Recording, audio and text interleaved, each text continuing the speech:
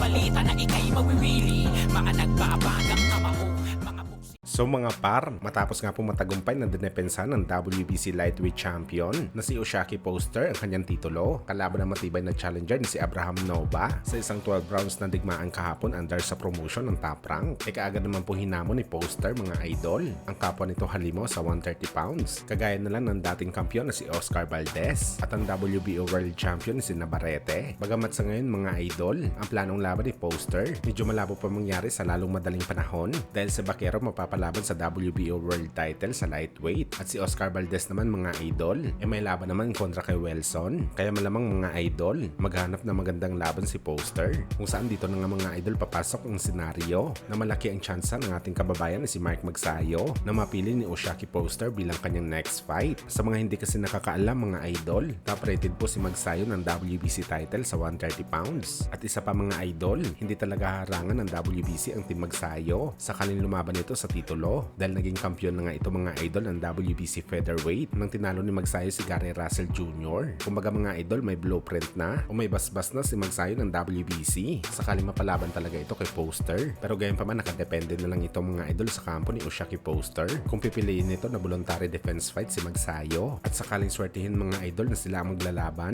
base sa pinakita ni Poster sa laban nito kay Nova, masasabi natin mga idol na malaki ang tsansa ni Magsayo na maging 2 division world champion. Naniniwala tayo mga idol na kapag natamaan ng dating Pinoy champion, itong si Poster siguradong kikimpang ito sa ibabaw ng boxing ring. Kunting patama lang kasi ni Abraham Nova kay Poster kahapon kahit hindi naman masyado kalakasan ng suntok ng kanyang challenger. At paano pa kaya kung si Magsayo makatama sa panga ni Poster? Baka magaya ito sa sinapit ni Isaac Abilar na isang suntok lang tulog sa bakbakan.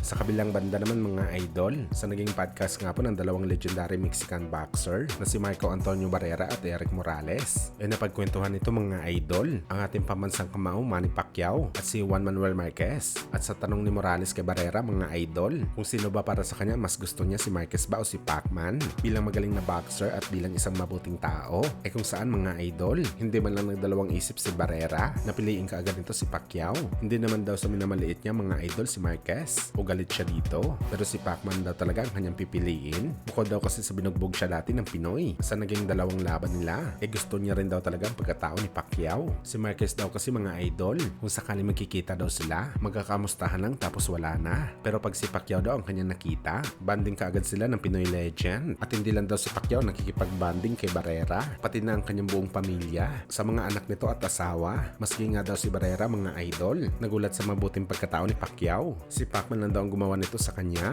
kahit ibang lahi at hindi siya Meksikano. Pagkaibigan, kaibigan ka daw talaga na turing ng Pinoy legend. La foto con mi mamá, porque, mamá, con mi señora, con todo, con mi hijo Marco, que actualmente le encanta.